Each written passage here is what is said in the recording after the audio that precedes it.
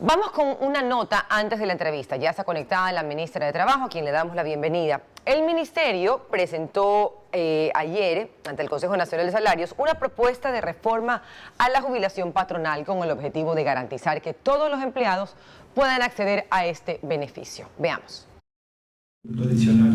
El Consejo Nacional de Trabajo y Salarios se reunió por primera vez este 29 de abril para analizar la propuesta de reforma a la jubilación patronal, iniciativa que nace desde el Ministerio de Trabajo, encabezado por Ivonne Núñez, un proceso que resaltaron se debía generar durante muchísimos años y que hoy se ha dado el primer paso para dar solución a una necesidad de la clase trabajadora del país. Fundamentalmente en que sí es hora que en el Ecuador se reforme el artículo 216 en relación a la jubilación patronal.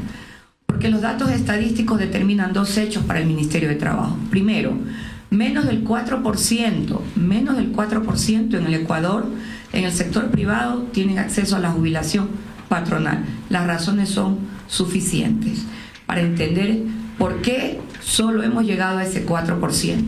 Los representantes de los trabajadores y empleados acordaron crear mesas técnicas para examinar la iniciativa propuesta por el Ministerio de Trabajo y que en conjunto participe el Instituto Ecuatoriano de Seguridad Social, pues serán ellos quienes realizarán el estudio actuarial.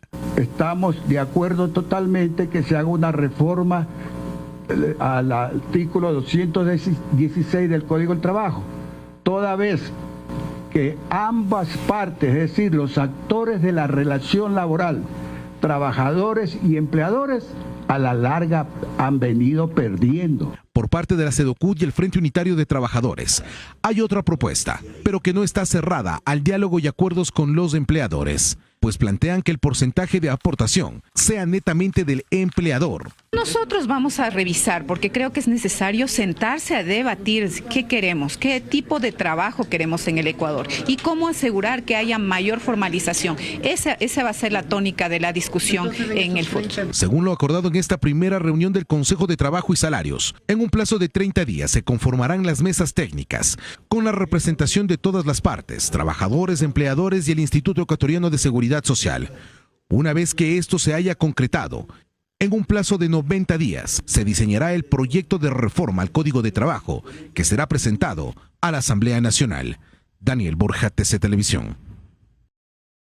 31 de la mañana y a esa hora tenemos a la ministra de Trabajo vía Zoom, ella es Ivonne Núñez. Ministra, ¿cómo está? Muy buenos días, bienvenida, gracias por estar en Cuesta Arriba esta mañana. Muy buenos días, gracias por esta cordial invitación y a las órdenes siempre para comparecer frente a las preguntas e inquietudes que siempre el periodismo tiene ante este Ministerio del Trabajo. Ministra, estaba escuchando en la nota que se hablaba de reformar el artículo 216 del Código de Trabajo.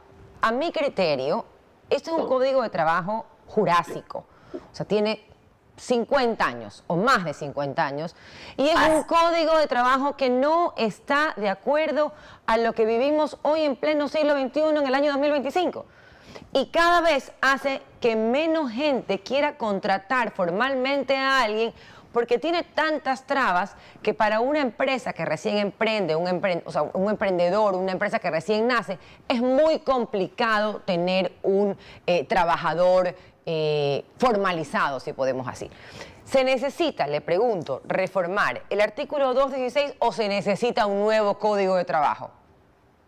Bueno, yo lo he sostenido desde el primer día que asumí las funciones por encargo del señor presidente Daniel Noboa Sin, que el Ecuador debe ir a la construcción de un nuevo Código de Trabajo, derogar la LOCET, para que este Código de Trabajo regule las relaciones laborales no solo del sector público, sino también del sector privado. Pero no es el único código que en el Ecuador ha sido permanentemente atacado. Hay otros códigos que fueron derogados, también como el Código Penal anterior, y hoy tenemos un Código Orgánico Integral Penal que siempre tiene reformas. Nuestro código ha venido manteniendo reformas. Las reformas más sustanciales se dieron desde la época del expresidente doctor Rodrigo Borja Ceballos.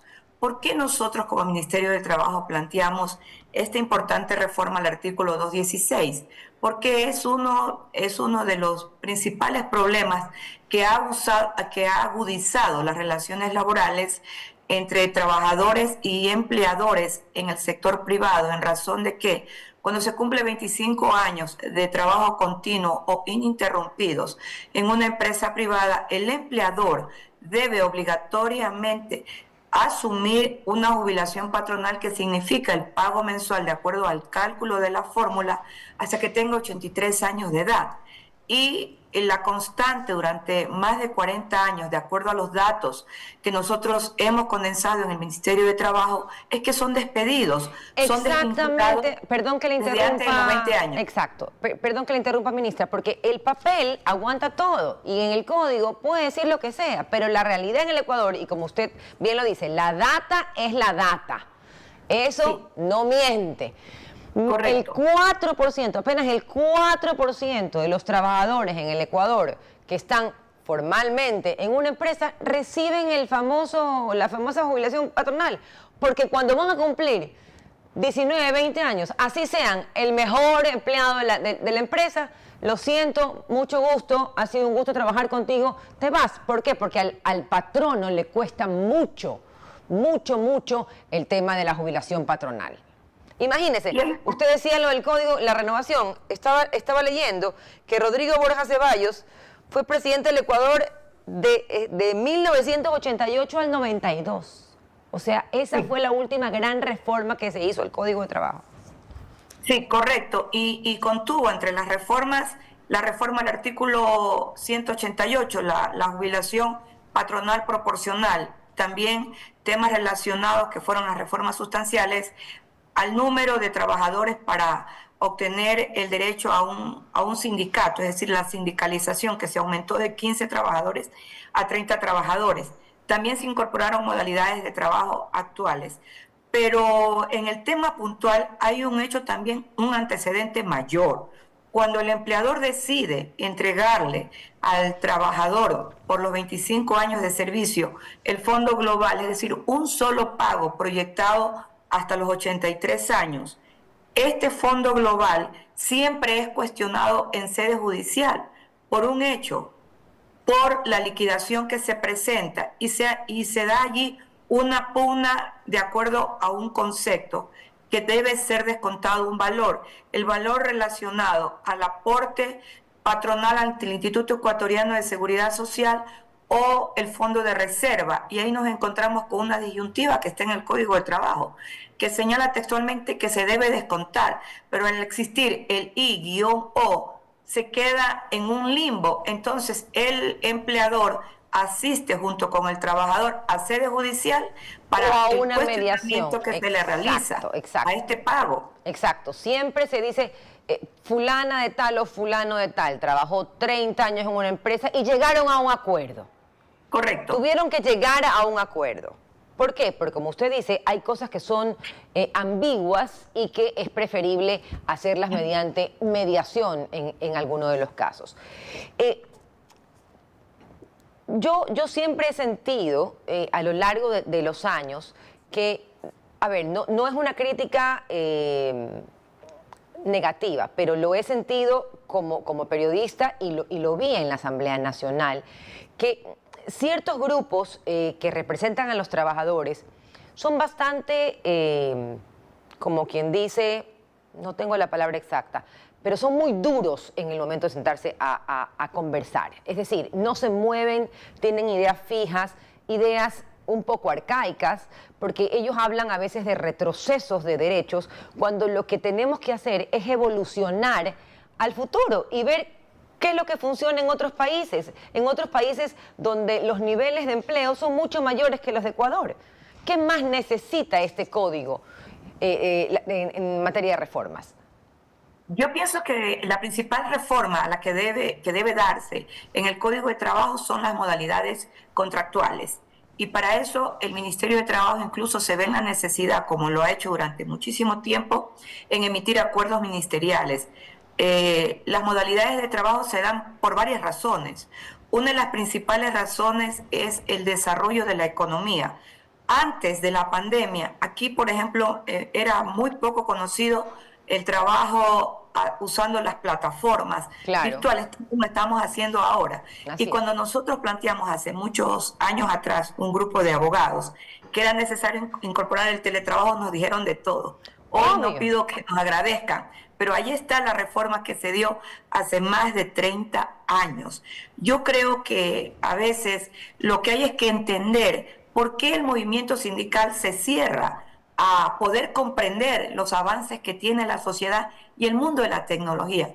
Yo un poco los entiendo y a veces con pruebas les demuestro que han dejado un poco de estudiar. Y les digo, mire lo que está sucediendo en tal país, mire cómo se ha avanzado con esto, mire cómo se ha avanzado con lo de... Yo no los entiendo, a ver, ya le digo, yo no es que hablo mal de ellos, yo creo que ellos defienden a los trabajadores, respeto a muchos de ellos, yo me acuerdo haber conversado algunas veces con don Mesías Tatamuez, que en paz descanse, era bastante duro para negociar, pero el mundo sigue avanzando y nosotros nos estamos estancando.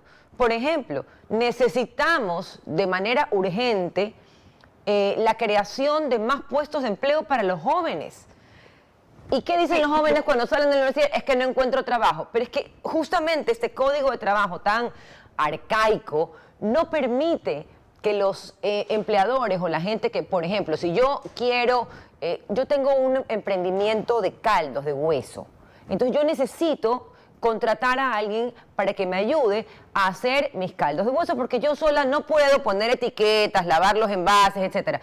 Pero todo eso me resulta carísimo, tanto que si yo contrato a alguien, voy a tener que pagarle absolutamente toda mi ganancia. Entonces es muy complicado el tema cuando deberíamos justamente darle más oportunidades a los jóvenes y, ¿por qué no?, a la gente mayor, mayores de 40 años, de 50 años, que también están en condiciones de trabajar. Ahí se puede entender por qué el presidente Daniel Noboa Sim presentó la ley de la empleabilidad para nuestros jóvenes, porque el principal argumento para no contratar a jóvenes era la falta de experiencia. La ley, yo le podría decir, ha sido muy sustancial para poder romper esos esquemas. Y el Ecuador tiene hoy día registrado en el Ministerio del Trabajo más de 250.000 contratos para nuestros jóvenes. Pero nosotros también, cuando elaboramos la ley con el presidente Daniel Noboa, tuvimos que mirar al sector empresarial porque ellos invierten y hay que ver qué significa la inversión en tecnología para los procesos de exportación.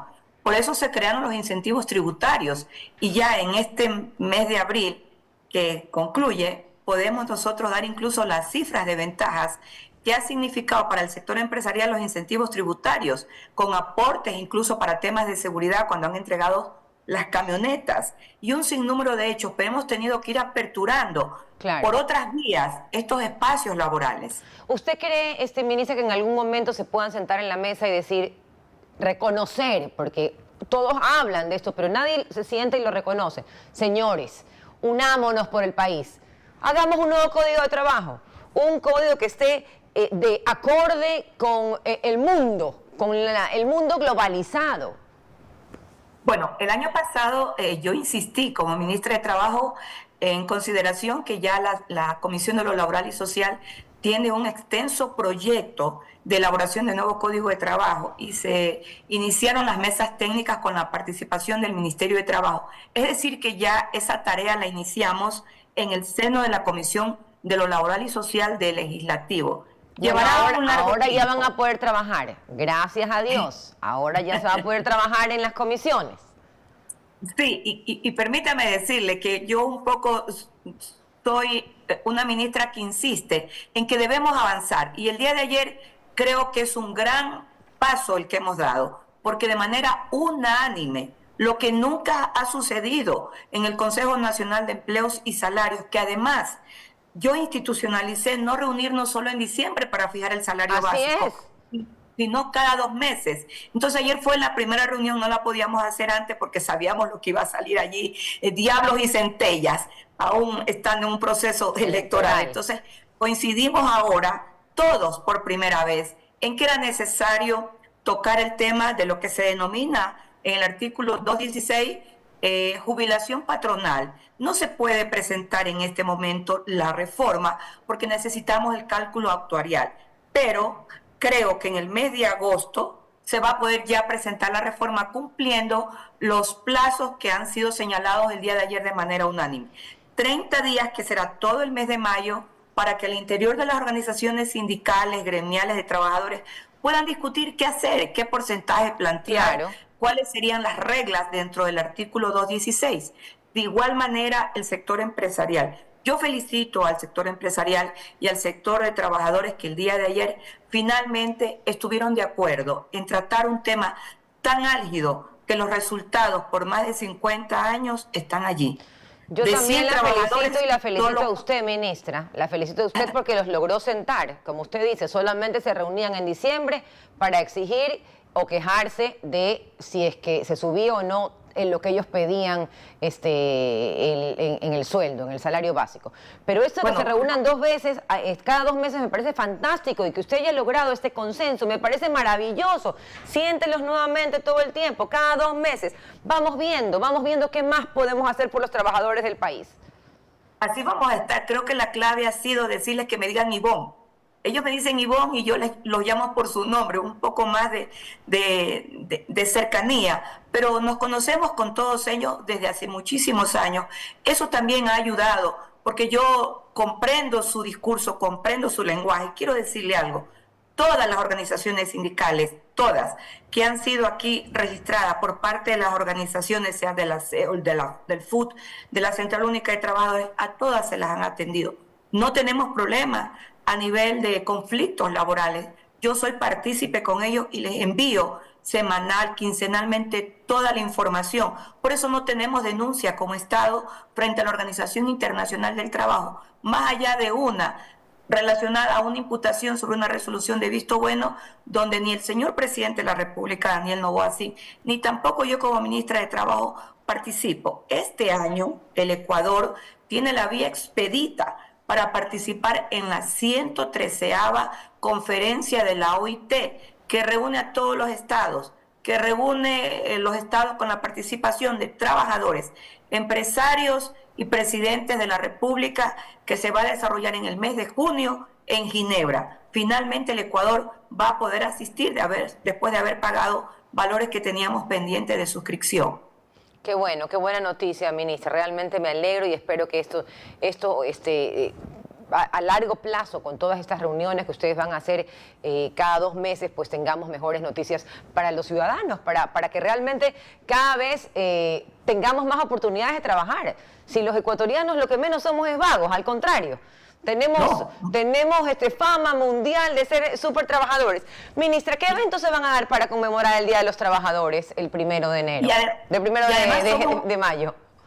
Y además somos muy creativos. Así es. Nosotros como Ministerio del Trabajo reconocemos el trabajo en el día 1 de mayo a muchos trabajadores. Vamos a hacer un recorrido nacional como lo hicimos el año pasado. Entonces vamos a entregar las medallas de reconocimiento por el ejemplo que nos han entregado a todo el Ecuador de sus diferentes actividades, incluso las actividades que más allá de la actividad formal como se conoce, son las actividades que desarrollan los comunes ciudadanos de nuestro país a través de la actividad laboral.